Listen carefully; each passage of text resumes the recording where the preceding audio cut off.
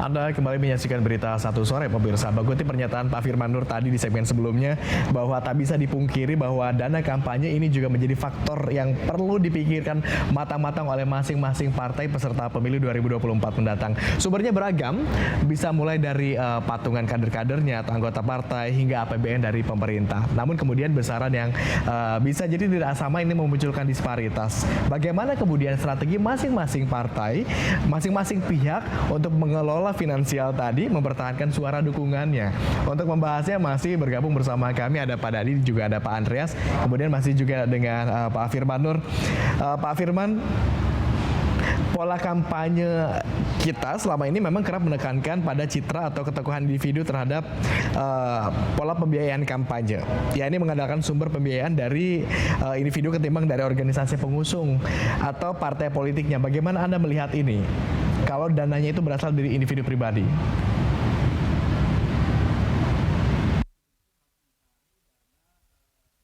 Jadi-jadinya. Nah, ini merupakan tantangan bagi PR bagi partai politik adalah agar bisa menjamin bahwa dana yang diraih itu memang dana-dana yang bersifat legal, bukan ilegal. Tapi memang satu konsekuensi yang tidak terhindari mengingat bahwa demikian banyak calon legislatif kita, sementara kemampuan partai kan terbatas untuk bisa mendanai itu semua, dan di mana juga masing-masing individu akan bersaing secara individual. Oleh karena itu memang ini dibutuhkan kreativitas dari masing-masing kandidat. Hanya saja memang persoalannya itu tadi, bahwa bagaimana seluruh pihak bisa memastikan bahwa pendanaan dari sisi politik ini bersifat legal, bukan menggunakan hal-hal yang bersifat ilegal atau memanfaatkan kantong-kantong yang tidak semestinya, begitu ya, dana-dana yang tidak semestinya, yang tidak bisa sebetulnya digunakan untuk kepentingan pribadi, begitu.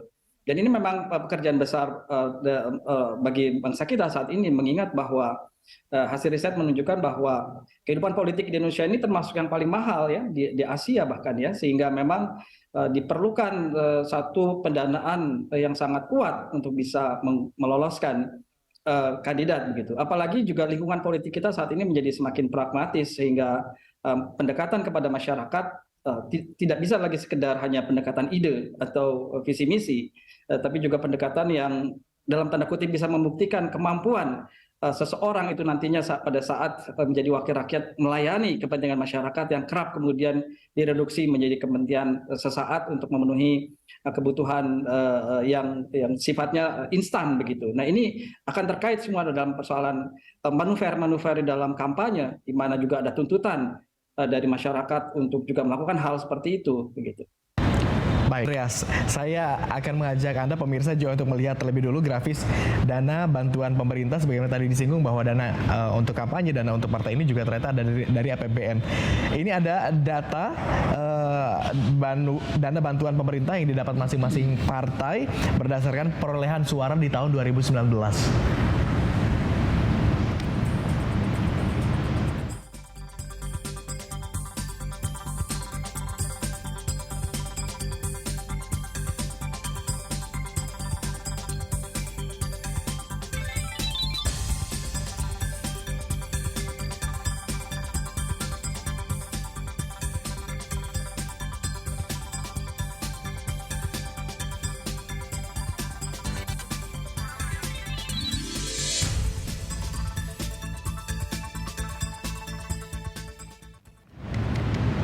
Ya, besarannya waktu itu ada Rp500, kemudian juga berkembang jadi Rp1.000 begitu per suara ya. Dengan perolehan suara yang paling tinggi pada saat 2019, PDIP artinya mendapatkan dana bantuan pemerintah yang paling besar. Kalau tadi bahkan sampai 27 M. Tanggapan Anda seperti apa melihat angka ini, begitu artinya PDIP sudah semakin siap saja? Ya, kalau kita lihat dari pembiayaan politik, jujur aja harus kita katakan bahwa di dalam sistem pemilu sekarang, ada pembiayaan yang sifatnya pembiayaan untuk pembiayaan kampanye. Kemudian ada pembiayaan yang dari bagaimana pengelolaan partai sehari-hari, sekretariat partai, terus soal pembinaan kader. Jadi banyak pos yang berkaitan dengan pos pembiayaan kehidupan berpartai tersebut gitu. Nah kalau kita lihat dari sumbangan dari pemerintah yang artinya dan dari APBN itu ya kalau di PDI Perjuangan yang saya bukan di urusan bendahara keuangan, tapi itu dipakai digunakan untuk pembiayaan dan memang seharusnya untuk pembiayaan kehidupan partai, kehidupan sehari-hari. Sementara kegiatan-kegiatan itu kita harus mencari dari pos-pos yang lain lagi, dalam arti termasuk juga urunan. Misalnya tiap anggota itu dipotong gitu. Saya kira sekarang ya semua partai-partai yang itu melakukan pemotongan ya beda-beda gitu jumlahnya. Terus tiap caleg itu juga atau ya mereka yang ingin bertarung di dalam pemilu, pileg itu juga harus mempersiapkan dana juga gitu, karena dengan sistem pemilihan masing-masing tokoh dengan sistem pemilihan sekarang ini itu suka tidak suka itu harus kita lakukan gitu. Ya banyak pengamat mengatakan bahwa ya kita pemilu yang lebih efisien. Ini pemilu di Republik ini termasuk pemilu yang paling mahal di dunia. Kenapa? Karena memang dengan situasi yang kita hadapi di lapangan, kadang-kadang kita pikir berapa sih kira-kira jumlah besarannya, dan itu pasti beda-beda gitu. Okay. Saya bisa menghitung, misalnya saya bisa menghitung di daerah pemilihan saya gitu. Kira-kira ini dengan target-target yang kita tetapkan gitu. Nah, tapi kan ketika di lapangan kita berhadapan dengan berbagai macam ya keinginan, permintaan. Nah, ini realita yang kita hadapi gitu. Nah, kau tidak kasih, dia bilang kau pelit. Okay. Dia bilang nanti saya tidak mau pilih kamu gitu. Tapi ya, mungkin seperti tapi itu, juga gitu. Kita bagaimana? Ya saya sepakat dengan apa yang dikatakan Pak Firman tadi, bahwa kita ya bicara dengan substansi. Saya sudah akan periode keempat, jadi kita udah tahu gitu bagaimana di lapangan kita berhadapan dengan masyarakat. Tidak ada politisi yang mau istilahnya dengan biaya yang begitu besar, tidak ada. Okay. Tapi ya bagaimana juga kita mengeluarkan biaya yang sesuai dengan apa yang menjadi target kita. Kalau bisa lebih kecil lebih baik gitu kan. Itu kembali kepada prinsip ekonomi begitu ya. Modal sekecil-kecilnya output sebesar-besarnya. Iya. Okay. Kalau mau jujur sekarang dengan sistem seperti sekarang itu menghendaki seperti itu gitu. Oke. Itu kalau dari PDIP. Kalau dari Partai Gelora seperti apa? Karena kami juga belum pertama gini, yang paling penting adalah partai politik itu berhak loh mendapat dana dari negara. Negara ya, bukan pemerintah. Jadi negara memang harus memfasilitasi kehidupan politik, kehidupan demokrasi, salah satunya dengan membiayai partai politik. Formulanya bisa macam-macam. Kita bisa pelajari juga dari negara-negara lain, ada sumbangan negara kepada partai politik. Kemudian yang kedua baru kalau bagi kami sekarang ya semuanya swadaya. Gitu ya. Jadi ada yang rumahnya ketua DPD tingkat kabupaten itu yang pavilionnya dijadikan kantor, kemudian juga semua urunan, dan itu adalah realitas yang tidak terhindarkan bagi kita. Tapi sih hadapi aja. Cemburu nggak sih ini kita? Maksudnya cemburu dalam artian kalau misalnya partai-partai yang pemilihnya banyak begitu dapat bantuannya juga besar juga. Kalau partai baru kan mungkin salah satu inovasi yang baik tuh di tahun 2019 kan iklan TV diregulasi kan, sehingga partai yang punya duit banyak juga nggak bisa jor-joran ngebom iklan TV misalnya. Itu salah satu bentuk inovasi yang harus kita apresiasi. Nah, mungkin tugas KPU nanti membuat satu fair aturan yang adil gitu ya, platform yang adil untuk semua di beberapa aspek, sehingga tidak jor-joran. Pembatasan atau regulasi iklan TV kemarin itu salah satu kemajuan menurut saya. Jadi ada level playing field, tapi yang di tempat lain tentu juga kita harus berkompetisi gitu. Yang penting lapangannya tuh. Kita coba minta pendapat dari pengamat nih, Pak Firman. Pak Firman, kalau Anda melihat sebagai pengamat sejauh ini aturan-aturan yang kemudian ditelurkan oleh KPU sudah cukup adil atau tidak? Saya kira memang secara umum sudah bisa diterima ya, meskipun tentu saja masih ada harusnya peluang-peluang untuk ada perbaikan. Tapi saya ingin kembali lagi ke masalah finansial. Saya kira memang selain saya sepakat meningkatkan jumlah dana dari pemerintah, juga harus semakin digiatkan sebetulnya rasa kepemilikan partai itu dengan pendanaan yang lebih serius. Ini indikasi sebetulnya komitmen kepartaian juga begitu ya. Karena memang kebergantungan pada source di luar kepartaian itu sangat ringkih untuk adanya pelanggaran-pelanggaran begitu. Kita bisa lihat bahwa banyak sekali korupsi terkait dengan politik itu ujungnya adalah memang untuk aktivitas politik juga, bukan semata karena ada greedy di situ ya.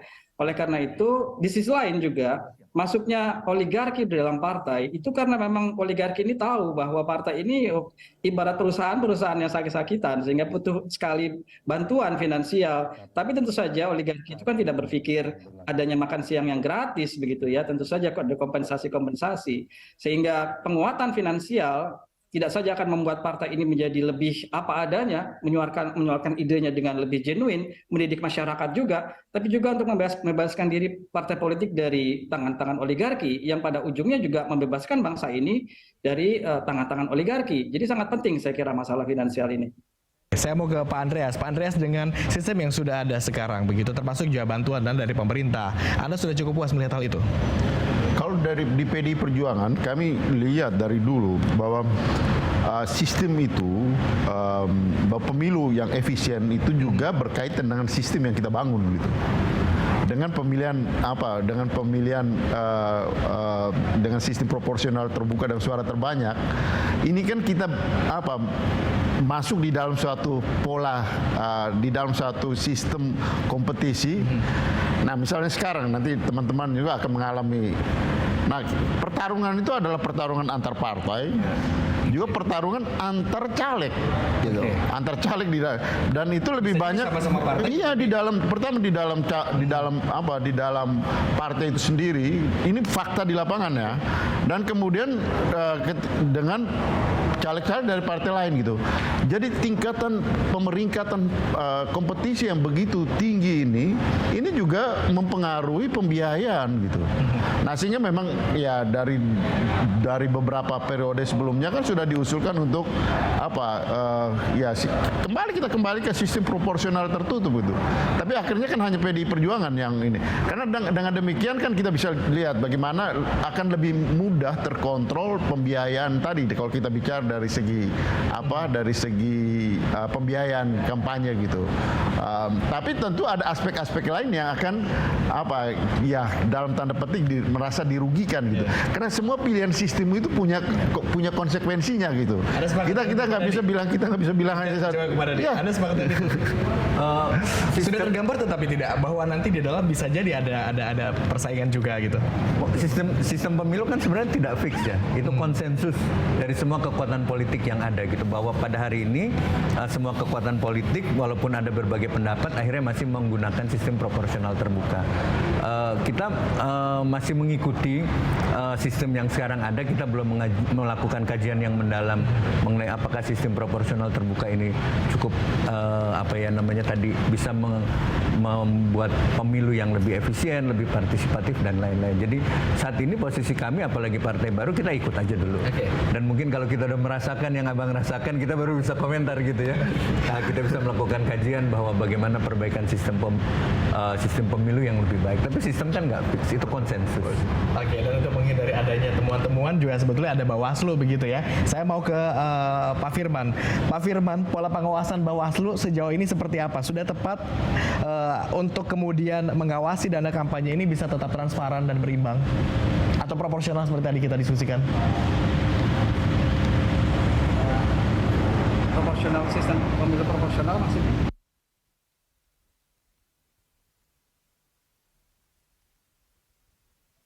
Ya, saya kira memang pengawasan, kalau dari sisi pengawasan legal formal itu mungkin lebih mudah dilakukan. Hanya saja di dalam konteks kampanye itu sendiri, saya kira ini kan terlalu banyak tangan yang bermain. Terlalu banyak gray areas di situ, terlalu banyak persoalan-persoalan yang terselubung, yang tidak terungkap, dan kerap memang di situ titik persoalannya. Karena mungkin juga kekuatan Bawaslu itu belum menyebar secara merata dan ada problem juga di sana terkait juga misalnya dengan Gakumdu, kekompakan di antara Gakumdu di situ, kesamaan visi misi dan juga manuver politik yang semakin canggih yang dilakukan oleh beberapa wakil rakyat begitu ya, caleg maksud saya, caleg untuk mendapatkan suara sebanyak-banyaknya. Di sisi lain juga ada tren yang agak mengkhawatirkan bahwa money politics ini semakin dianggap suatu hal yang wajar di dalam kehidupan politik kita, khususnya di dalam kampanye, sehingga hal-hal yang sebetulnya itu diharamkan di dalam konteks pemilu modern yang bersih ini di Indonesia malah justru mengalami stagnansi bahkan penurunan, di mana masyarakat menganggap bahwa itu adalah satu hal yang terkait, menjadi bagian yang seolah-olah tidak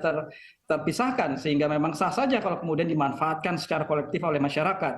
Tapi saya kira ini bukan melulu salah masyarakat, tapi memang satu pola pendekatan yang sudah dilakukan sejak lama, sehingga meskipun akhirnya masyarakat partai sekarang sudah agak menyerah dengan pola pendekatan pragmatis, tapi sudah terlanjur itu menjadi bagian kewajaran di hadapan menurut pandangan masyarakat, dan ini menjadi warning. Ini akan sangat memberatkan juga untuk munculnya wakil-wakil rakyat memang yang punya ide besar tapi dananya tidak besar begitu, sehingga dikhawatirkan nanti ke depan wakil rakyat kita lebih banyak diwarnai oleh orang-orang yang memiliki finansial besar ketimbang ide-ide besar. Mungkinkah pola itu kemudian dirubah agar masyarakat tidak lagi tergerak oleh money politik begitu?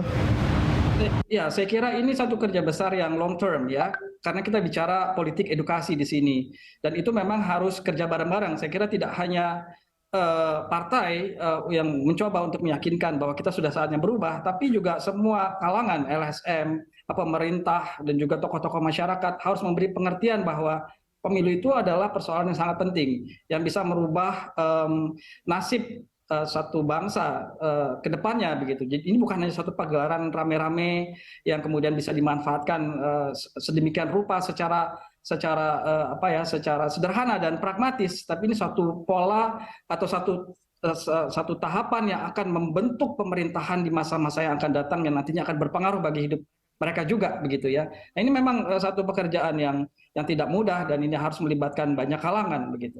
Baik, tidak mudah, tetapi mungkin saja tetap bisa kita lakukan. Ada beberapa poin tadi, bukan hanya urusan nomor, bukan hanya urusan modal yang kuat, tetapi juga gagasan-gagasan yang baik untuk membangun negeri ini. Terima kasih Pak Firman Nur atas kebersamaan Anda di Berita Satu Sore. Terima kasih juga Pak Dadi sudah bergabung, dan Pak Andreas sudah bergabung bersama kami di Berita Satu Sore.